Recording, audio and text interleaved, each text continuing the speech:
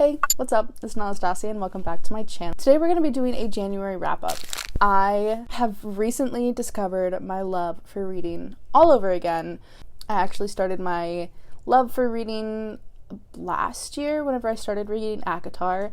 It actually got me back into reading after having not read for several years. But, you know, motherhood and all of that just gets crazy, so I fell off of it. I'm trying to dive into my hobbies again. Here we are.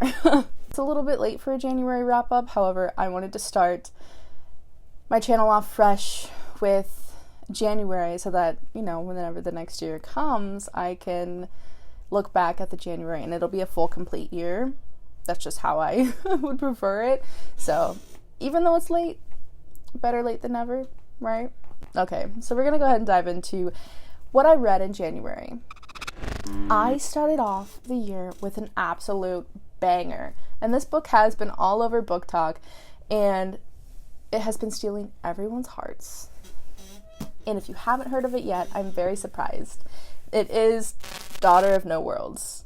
This cover, let's just say I read this book originally through Kindle Unlimited, and it was so pretty and so beautiful that I needed to buy a physical copy so I could admire it. And then also so that I could annotate it and go back and reread it as many times as I wanted to. Look at this cover. So beautiful.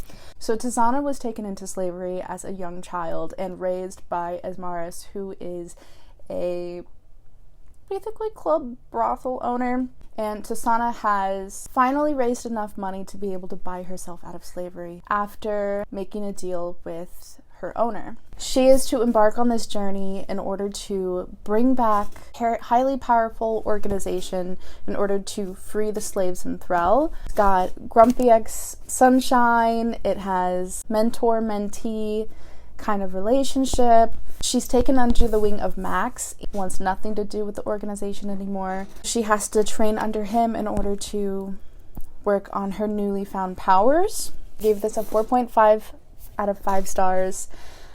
The only reason that I didn't give it a 5 stars is because a lot of Max and Tizana's relationship was off page, which I would have preferred for it to be more on page and we dive into that relationship with them.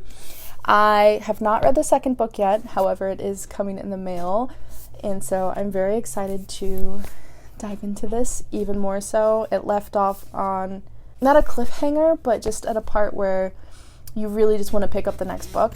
So for my other physical book of the month, I read Barbarian Alien, which I actually started about 6 months ago, and then it got put on my nightstand, and then it went under my nightstand to the basket, and then I just never picked it up again.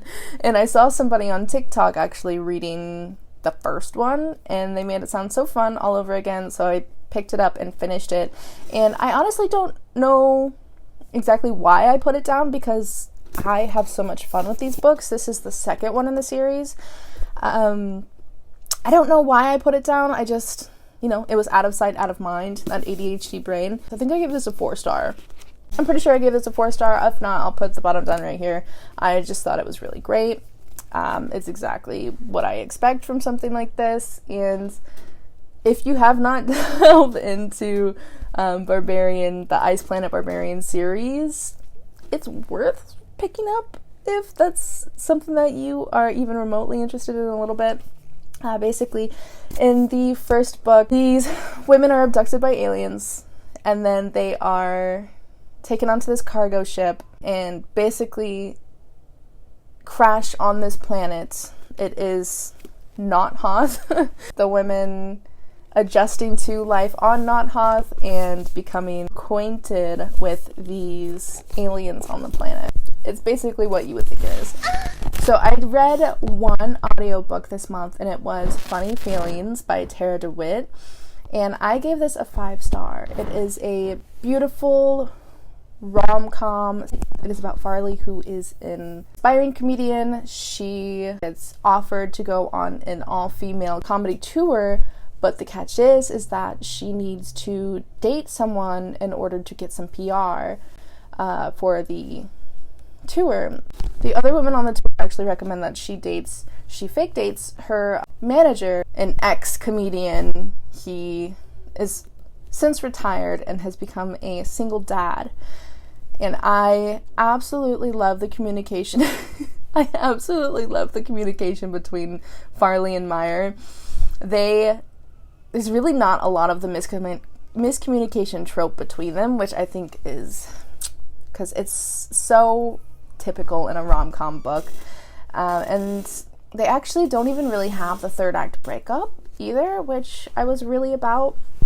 But I loved it. It's basically just going through the relationship and their fake dating, and I highly recommend it. It had me giddy while I was doing all of my laundry and doing dishes and stuff.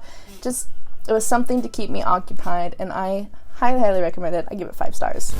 Now, the rest of the books I actually read on my Kindle. I read the Unseelie series, so the Unseelie Prince, the Unseelie Crown, and the Unseelie Throne, which there actually is a 4th book, the Unseelie King.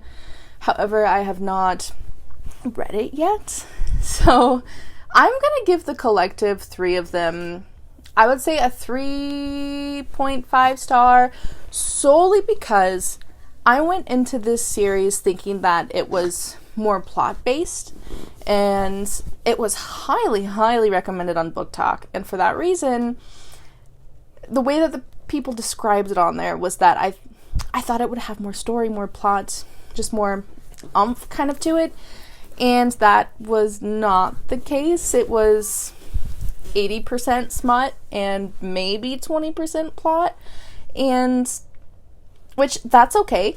I love my smut, don't get me wrong. However, that's just not what I was expecting from it whenever I was going into it. And so I was waiting for the story to pick up, and by the 2nd book, we had been exactly where we started with the 1st book. So basically, I don't even remember her name. What is her name? I tell you what, I am so bad with people's names. I should have looked this up.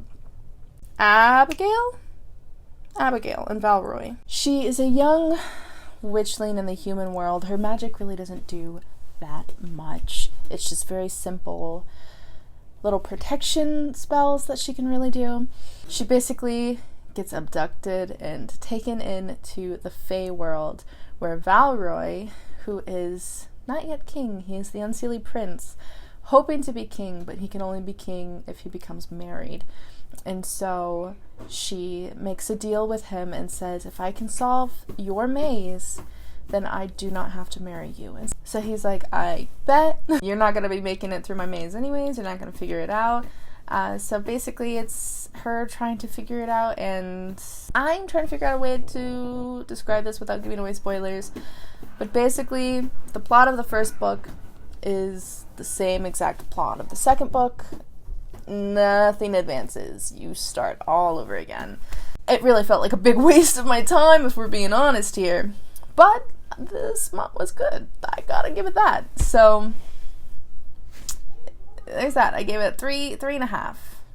I would give it 3 collectively, but I did rate one of the books slightly higher because the plot did progress slightly. Very minimally. However, it was good. I liked the idea and the imagery that was put into the book. Valroy is a very morally gray character. Abigail is having a really hard time coming to terms with that, and he says, it's not that I get pleasure in doing these things, it's that I do genuinely have to do this. So there's a lot of back and forth on that. The last book that I read for February was Daughter of the Pirate King. This has been on my TBR for quite some time, and it always gets really high ratings. I gave it a 4 out of 5 stars. It is a duology. The 2nd book is called Daughter of the Siren Queen, Losa. She is our morally gray protagonist. She ends up getting captured by some other pirates who are out to hold her for ransom. She's sent by her father to actually get captured on purpose in order to find something to go on this wild treasure hunt.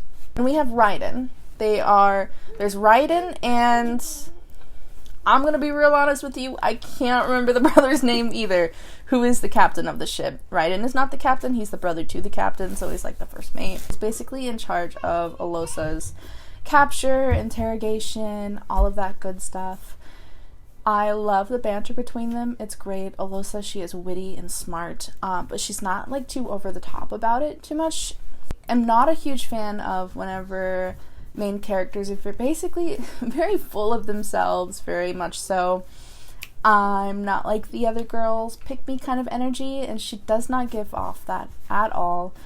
I like how she is a grimy pirate who can kick ass, but she loves dresses, she loves the finery of life, and she gets a lot of joy out of very girly, feminine things as well. There's a plot twist in there, which is really good. It's enemies to lovers, it's very slow burn, it is YA, so there's not any super spicy scenes, but I really, really enjoyed the banter. As much as I do love my smut, I also love my books that don't really have a ton of it. I like the slow burn, I like the tension, and it doesn't always have to lead to a big O, you know what I mean? So I gave this a 4 out of 5. I can't really put my nose on what it was that it was missing, but it was missing something enough for me to not give it the 5-star. It just had something missing. I will be reading Daughter of the Siren Queen. However, it's just that's kind of further down on the TBR. I have other things that I would like to read more so at the moment, but I eventually will get to it. So that is it for my January wrap up. I will be doing a February wrap up. I don't know if I'm going to be able to make it for February hopefuls in time because we're already almost halfway through February. But yeah, I hope that you enjoyed this video. I am on TikTok and I am also on Instagram. You can find me at the Freckled Bookworm with a Y. I'll leave everything linked down below if you have any interest in following me there and connecting over there. I'm very, very active on my Instagram and TikTok. So my kids are going crazy. I need to go wrestle them. I hope that you have a wonderful evening. And maybe we'll do some book vlogs or something the rest of the month. I think that would be really fun. Have a great evening. Have a great day, whatever it is, morning. And I hope to see you again.